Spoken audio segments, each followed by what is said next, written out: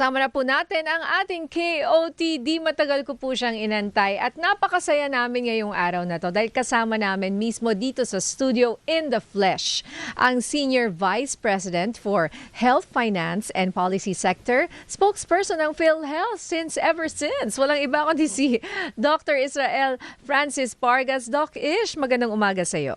Good morning, Ninya, and of course, good morning, Migs. Magandang umaga po sa lahat ng ating taga-subaybay. Nako naman, nakakatuwa pa rin, Doc. I can't believe you're here. Oo, lagi tayong I'm Zoom happy to be back. Yeah. Yes. I'm very happy kasi dati si Doc every week nandito yan. Yes, Oo, correct. nung bata-bata pa tayo, no, Doc? Wala pa si Migs eh. Siguro high school pa lang. College naman. Oh, ayan ha. So, well, unahin na po natin. Sabi mo nga, Migs, kailangan ng yakap. Yakap. Sabi mo nga ulit, PhilHealth yakap. Sabi mo nga. PhilHealth yakap. Ano ba pang VO ba yan? Ng hug, kailangan ng hug. Pero ang yakap program ng PhilHealth na talagang, na-roll out na siya. Initially, di ba, Doc, sa Metro Manila. But at the same time, kailangan po natin ng education tukol dito sa yakap program. So once again, para po sa mga listeners natin, ano po bang basic benefits nito? Well, ang yakap po is yung tinatawag natin na yaman para sa kalusugan ng bawat mamamayan o bawat mamamayang Pilipino. No? So we call it yakap. It is our primary care benefit program ng PhilHealth na dito ay ang talagang objective is una, yung mga may karamdaman or yung may mga sakit na nararamdaman ay mapagaling natin. At yung mga wala namang karamdaman or walang sakit na nararamdaman, mapanatili nating magaling. So basically, mailayo tayo sa pagkakasakit through prevention, promotion. At ang mga serbisyo po ngayon nitong ating yakap program ay may libreng check-up or konsultasyon. May libre po itong laboratorio and diagnostics. 13 po ito. At meron din po itong libreng gamot. Initially, 21 drugs siya na libreng nakuha, pero ngayon na-expand na natin. We added another 54. So, 75 drugs na po na libre yan na maibibigay ng ating yakap program. And just recently, we expanded the program including the free screening for the top 4 cancers, the breast cancer. So, meron tayong libreng breast ultrasound and breast mammography. Meron tayo para sa liver cancer na tinatawag na alpha-fetoprotein test. It's an indicator.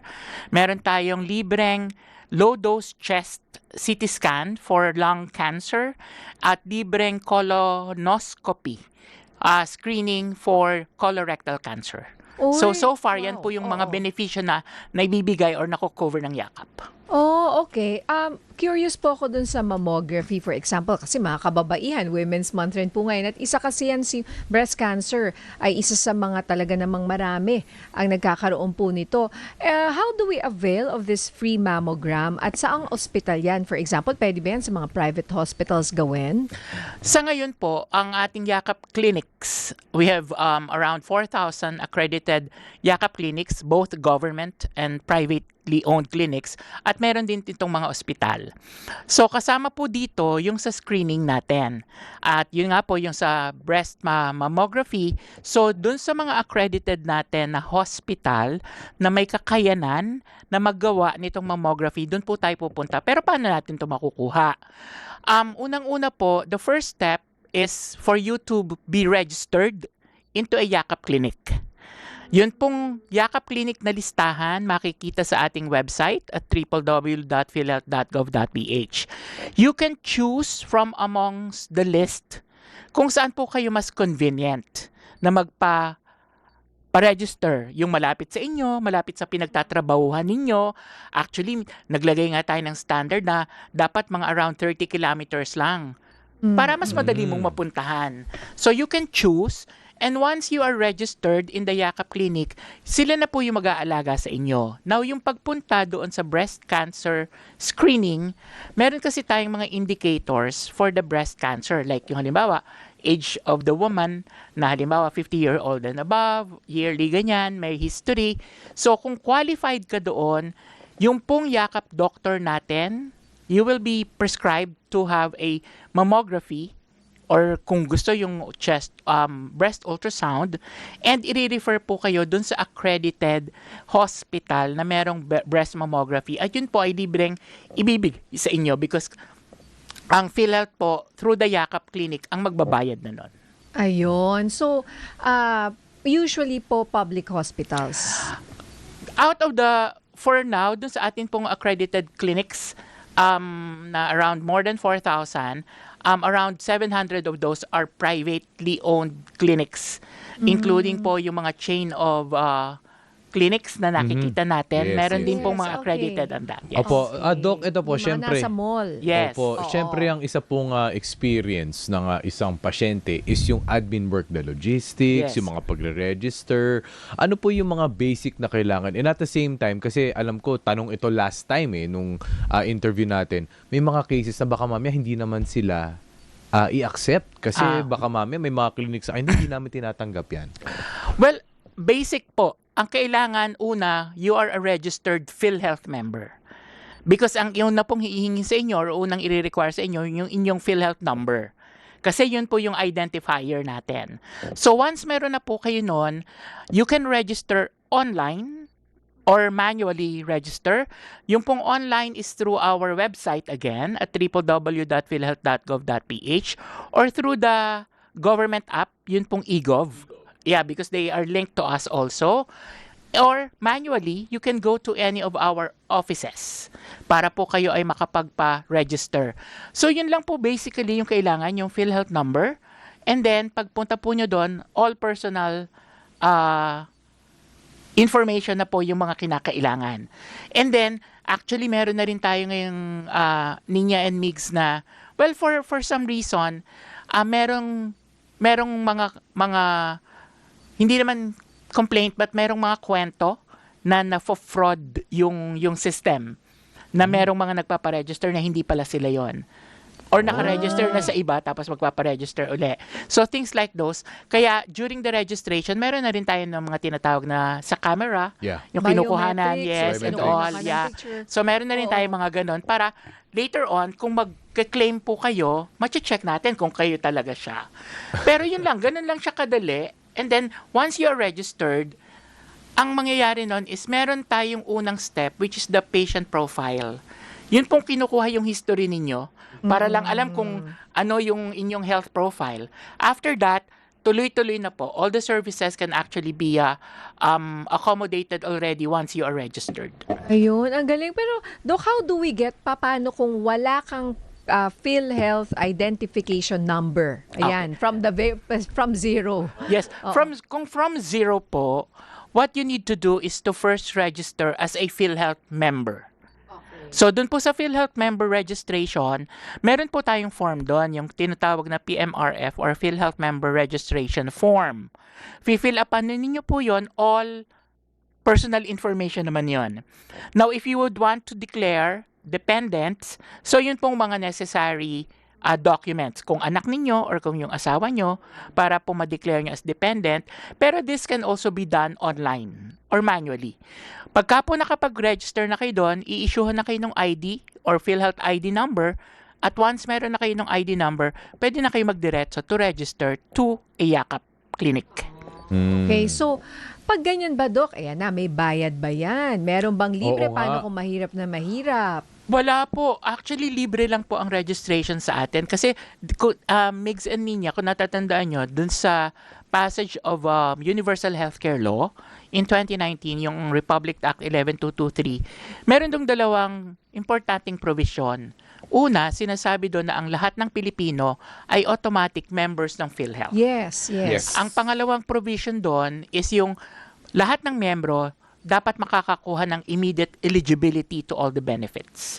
So, ang responsibility na lang natin bilang Pilipino, because tayo ay member na, ay magpa-register. Yun. So, Kailangan yun na mo lang ng po. PIN number Yes. na yun. Pero sinasabi rin sa batas na yon na dalawa kasing klase yung membership eh. One who pays the contribution Yes. and one who is sponsored by the national government. Yung walang kakayanang magbayad. So yung pong mga walang kakayanan magbayad, ang gobyerno ang nagbabayad ng premium. Yung may kakayanan namang magbayad, sila yung nagbabayad through their contributions. Pero, gaya ng nabanggit ko, nasa provision na may immediate eligibility. So kung meron man tayong namimiss na kontribusyon or hindi nabayadan, still makakakuha pa rin tayo ng benepisyo. And still, dapat makapagpa-register pa rin tayo. So- Okay. Kung hindi nakabayad, di ba? Hindi, kunyari, na-miss ko. May mga ganong May mga questions. ganon. I miss a few months. Yes. Yes. Oo, Makakakuha paano ka pa rin. Immediate eligibility provision ng UHC law, dapat ay makakakuha ka pa rin ng benepisyo. But of course, kung ano man yung pong na-miss natin na premium contribution, nasa batas na ito ay merong penalty. Meron siyang surcharge. Kung ikaw ay employed, it's 3% monthly contribution penalty, or kung ikaw naman ay self-employed, it's 1.5 compounded monthly contribution. Doc, paano po kung sabihin natin yung individual epiloso po? 'Di ba? Pasensya na po sa term, pero kasi syempre, paano kung intentional siyang hindi magbayad? Well, kung intentional siyang hindi magbayad, unang-una, may penalty nga siya for the surcharge. Patuloy po yun na mangyayari sa kanya. Susulatan din natin siya, i-demand din natin na makapagbayad po siya, although, ang limitasyon lang nun is sa batas, makakakuha pa rin siya ng benepisyo. Kaya lang kasi, we should also understand na yung pong ating PhilHealth as a social health insurance works on the principle of bayanihan or social solidarity. Kung saan, yung mga mayayaman or at least may kakayanang magbayad ay nagbabayad ng kontribusyon, yung mga mahihirap ay tinutulungan, yung malalakas, tinutulungan yung mga mahihina or may sakit, yung mga kabataan, tinutulungan yung mga nakatatanda. So it's really a bayanihan principle. You're putting a money into one pot para lahat po makagamit. Pero pagdating ng panahon na ikaw na yung walang kakayanang magbayad, nasusuportahan ka pa rin ng ibang may kakayanan. Kung kaya't siguro ang unang kailangan natin dito, maintindihan yung prinsipyo. Pangalawa, may explain doon sa mga tao kung ano yung kahalagahan ng pagbabayad natin ng premium, because at the end of the day, pag tayo na yung dumating sa panahon na nangangailangan, doon din tayo kukuha sa Correct. pot na yon. Parang parang good karma. Alam mo Yeah, yan, 'di ba? right, 'Di ba? right, What goes around comes around, Yeah, 'di ba? Oo, bayanihan Oo. talaga. Bayanihan talaga. Kaya dapat, kasi baka yung iba manamantala, ay pwede naman pala, hindi na lang ako magbabayad. Correct. Oo. Opo, pero baka naman tayo ay dumating din sa panahon na kung ganyan ang ating pag-iisip, dumating sa panahon na wala na tayong maging pondo. Correct. Kasi remember, the funds po ng ating insurance ay coming from the contributions. Opo. Ngayon, Alright. Doc, yung iba natatakot, may nakausap ako, gusto niyang i-check yung PhilHealth niya, pero kasi parang 1 taon ata siyang hindi nakabayad. Siya, parang self-paying. Self-employed. Oo. So, hindi, katulad ko, talent ako. Kunyari, ako Professional as a tayo. talent, Mm-mm. ako rin nagbabayad ng PhilHealth ko eh. Mm-mm. Oo. Same, so, same. Yeah, even you. Oo. So, yung nakausap ko ganun din. Pero siya, 1 year na siyang hindi nakabayad. So, natatakot daw siyang i-check kasi baka kung magkano raw ang penalty niya. Mm-mm. Paano kung ganun? Doc? Actually, meron kaming pinalabas ngayong taong ito ng, hindi ito waiver of the missed premium contributions. It's actually a waiver of the interest of the missed premium contributions. And this is for those who are directly contributing. So yung employed and self-employed. Although the policy ngayon covers pa lang the employed sector, so ibig sabihin kung meron kayong na-miss or yung employer ninyo na-miss na magbayad. Yes. So yung pong premium contribution na na-miss ninyo, babayadan pa rin, pero i-waive natin yung interest. Para po mabigyan ng chance na hindi ganong kabigat yung ibabayad. Kasi medyo mabigat yun 3% compounded monthly interest. Yes. So, yun po. Meron po tayo ngayon na program na gano'n ngayong 2026 and ongoing siya for the employed. For the self-employed, binabalangkas lang po natin yung policy pero kasama po ang self-employed for the waiver of the interest. The interest of lang. the So premium yung contribution. hindi mo Yes. nabayaran ng 1 year, you still have to pay Yes, it. you still have to pay, Oo. pero pwede po siyang i-negotiate kung gaano nyo katagal pwede siyang bayadan. Oo. Hindi naman siya pwedeng one time, pwede rin naman pong, basta sa buong taon ng Hulugan. 2026, mabayadan siya or ma-negotiate natin kung gaano siya katagal. But the program is really for this 2026. Tsaka, Doc, convenient naman po, di ba, magbayad ng premium Oh yeah, we have, aside from going to the outlet? Or the offices namin, meron po tayong mga bayad centers. We utilize the banks. We have the GCash also. So, I mean, may mga, how do you call the... E-wallets? Yeah, e-wallets E-wallets. and all. Aha. So, meron din po tayong mga ganun to make it more convenient for everyone. Okay, ayos. Ngayon, Doc, may naisip rin ako isang paraan. Paano kung, kunyari, dati nagbabayad ka, no? Tapos, ilang taong kang hindi nakabayad, sabihin na natin, 5 years, 10 years, ganyan. Ang laki na yun ng utang mo, di ba? So, ang gagawin mo na lang, pwede bang mag-register ako uli na as a bagong member? Ayun. O, di ba? Kasi 10 years ba naman yung babayaran mo? Is that legal to begin with? Di Well, ba to yun? begin with, hindi siya pwede. Oo. Kasi pag nag-register ka ng bago, same personal information naman yan eh. Oo. So pag binigay mo yung same personal information mo, lalabas yung dati mo talagang record. Okay. And you will be told na member na po kayo. Meron na po kayong number kasi remember the PhilHealth ID number is a unique per person. Okay. Yes. Even sa inyong mga anak, meron silang dapat kanya-kanyang number. Opo. Even to your dependents. So, lalabas at lalabas po siya, Ma'am Ninya. So, at the very least, yun nga, i-avail po yung mga programang inilalabas natin like this waiver and all para hindi masyadong mabigat kung ano man yung pagkakautang. And pangalawa, yun lang po, just to make it religiously, you pay your premium contribution. Parang tin lang yan, di ba? No person can have 2 tin numbers. Yes. Kasi Oo. illegal sa batas yun. Opo. Ayan. Ito po, Doc Ish. Meron po tanong dito from, actually, marami tayong comments and Actually, questions. ang dami, Ang dami. Doc Ish. April La Rosa, working po ako now sa isang private clinic. Talaga po bang mandatory na magpa-member kami sa Yakap? Yes po. Actually, ang nasa batas po ng Universal Healthcare Law that every Filipino should be registered to a primary care of choice. Actually, choice nyo po kung anong clinic, Yakap Clinic, pero kailangan po magpa-register kayo para po kayo ay maalagaan ng kalusugan. So, every Filipino, kahit na yung, kunyari, kami ni Mix, magpa-register na kami sa Yakap. Tingnan na natin, no? Yes, Tanong oo. natin mamaya kay... And yung mga anak nyo, i-register nyo rin. Correct. Oh, Opo, oo. opo, opo. Ito Okay. po, Oh. from Girly. From Actually, connected ito sa isang PhilHealth number. Retired employee siya with PhilHealth number. Do I need to get another PhilHealth number because I'm a senior citizen? No more na po because yung ano pong nai-issue sa inyo na PhilHealth number, yun na rin po ang inyong lifetime PhilHealth number. Ang kailangan nyo lang po ngayon, magpa-change ng category. Kung dati po kayo ay employed at ngayon kayo ay retired na, pwede po kayong mag-apply dun sa lifetime membership ng PhilHealth na kung saan if you retired at the age of retirement with at least 10 years of contribution, lifetime member na po kayo. Ibig sabihin, patuloy kayong miyembro, makakakuha ng benepisyo, hindi na kailangan magbayad ng premium contribution. Opo. Or, you can shift po to senior citizenship.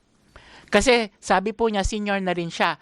Yung pagiging senior po niya, it's the government now who will actually pay for your contribution. Okay. Doc, ito pareho ang message ni Hector at ni NC. Ewan ko kung they're talking about the same hospital. Sabi ni Hector, bakit po yung unang lab ko sa Yakap, siningil ako ng private hospital ng 900? Okay. Tapos si NC, meron isang private hospital dyan sa may ganyan, na may Yakap Clinic. Pag nag-register ka, may fee down na 900 pesos. At wala pa raw silang consultation kasi wala pa silang accredited doctors for Yakap. Okay. Ganito po. Pagka po ang ating napili na Yakap Clinic is a government-owned or government-funded, fully subsidized po natin yan. Ang bayad po natin sa bawat tao ay yun na po yung buong kabayadan para sa lahat ng serbisyo. But in a private setup po, kung private po ang pipiliin nyo because of their amenities and all, meron pong co-payment na maximum of 900. Pero yun pong 900 is for the whole year na yon. and that will cover for all the services. Hindi kayo pwedeng singilin ng 900 every check-up, 900 every laboratory, but 900 one time for the whole year for private yakap clinics po. Allowed po yun ng ating polisiya because again, different yung treatment natin in a private and in a government setup. Wala kasing subsidy ang ating mga private clinics. Paano po yun, Doc? Kung ito pong private clinic na to, maningil siya ng 900 every time. Kung ganun po ang mangyayari, unang-una, although nagmo-monitor ang PhilHealth, pero mas maganda po na dapat na i-report nyo sila sa amin. Because one, we need to call their attention. Second, we need to provide provisions of non-compliance with the policies. Okay. Ito po ngayon, Atinin, sino ba sa'yo? Sino mong nababasa mo Si ngayon? Emil Sarmiento. Yan, oo. Sabi niya, pakitanong po sa PhilHealth, pwede bang i-avail ang annual medical check-up for senior sa clinic na iba sa yakap provider niya? Kung saan po kayo nakaregister na yakap clinic, dun po kayo dapat pumupunta. Kasi yun po yung ating binabayadan dun sa serbisyo na ibinibigay po sa inyo. Second po, yung annual medical check-up, hindi po yan kasama doon sa ating yakap. No? Because ang services po ng yakap ay kung kinakailangan natin. So, it's a risk-based primary care program. So, halimbawa, nagpa-check up ka. Nagpunta ka kasi nararamdaman mo ay nilalagnat ka or inuubo ka. Reresetahan ka ng doktor, for example, examination sa dugo, sa ihi, or ipa-x-ray if ever, kasi kailangan mo. Tapos, kung kakailanganin ng gamot, irireseta rin po siya sa inyo. Hindi po siya yung pupunta kayo para sabihin na gusto kong magpa-x-ray or gusto kong magpa-examine ng kolesterol or gusto ko ng gamot para sa antibiotic. Hindi po ganon yung ating yakap. It has to be one, as a result of the examination, and second, as prescribed kung kinakailangan po natin. Kasi kunyari ako, may maintenance, senior ako, Yes. and pumunta ako sa Yakap Clinic, and syempre alam ko na yung mga maintenance ko. Yes. At saka obvious naman, senior ako. Kadalasan, meron kami mga maintenance sa Correct. cholesterol, sa puso. Hindi ko agad pwedeng kunin yung mga gamot na yon. Opo. Pag nagpa-check up po kayo doon sa doktor ng ating yakap, pwede nyo pong sabihin na meron naman kayong maintenance at saka 'di ba doon sa unang step yung profile, yung kinukuha yung mga history mo. So alam na rin yan ng doktor. And then ang nire-recognize kasi na reseta is yung reseta ng yakap doctor doon sa mga accredited pharmacy natin para makuha mo yung libreng gamot.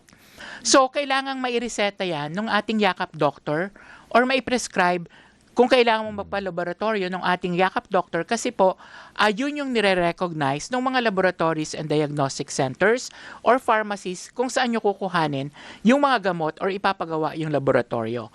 Kung hindi po kayo accredited doctor ng ating yakap, which incidentally right now we have around more than 6,000 accredited yakap doctors, kung hindi po kayo accredited doon, hindi po siya ma-recognize ng ating mga accredited facilities to provide the service. Okay. And sabi niyo po pala, Doc, accredited na mga pharmacies. Yes. So, hindi yung mga nakikita namin malalaking pharmacy, hindi doon. Sa ngayon po, nag-a-accredit na tayo ng mga standalone pharmacies. We have more than 1,400 plus accredited pharmacies nationwide. Kasama rin po dito yung ilang mga big chains of pharmacies, katulad ng Generica, the GPs, the generics pharmacy.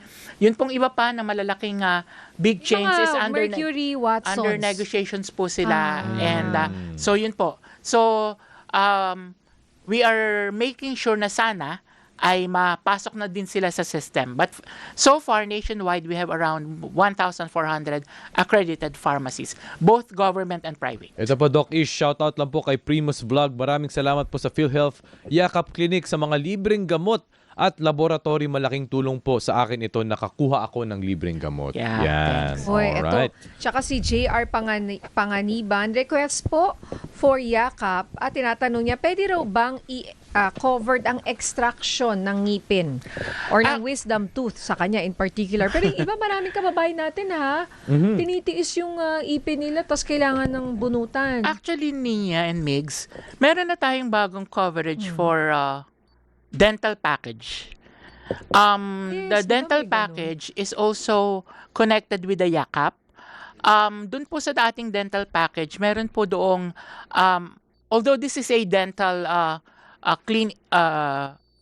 parang prevention program, kasama po dyan yung cleaning, prophylaxis, yun pong fit and fissure, at meron dyan kasama na dalawang emergency tooth extraction. So, meron na po tayong mga accredited dentists and accredited dental clinics to provide this package. Okay.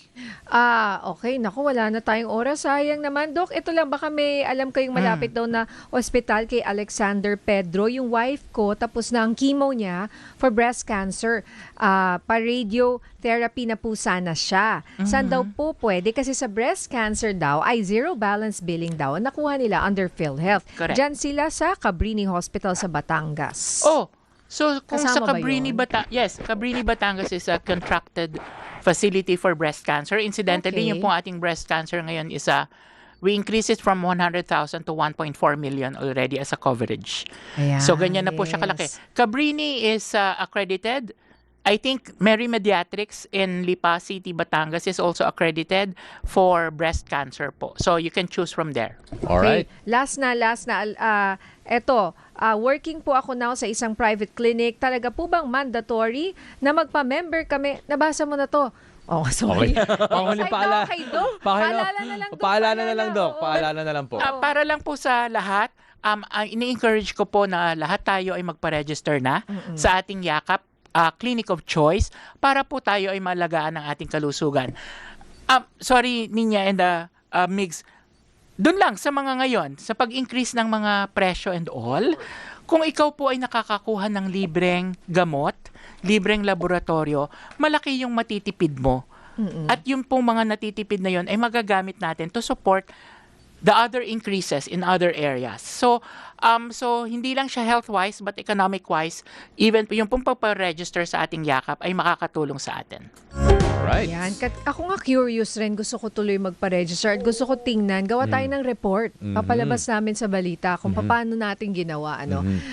Okay, maraming salamat sa ating Senior Vice President for Health, Finance, and Policy Sector. Spokesperson ng PhilHealth, walang iba kundi si Dr. Ish Pargas. Thank you, Doc. Thank you, Doc. Thank you, Migs. Thank you po. Magandang tanghali.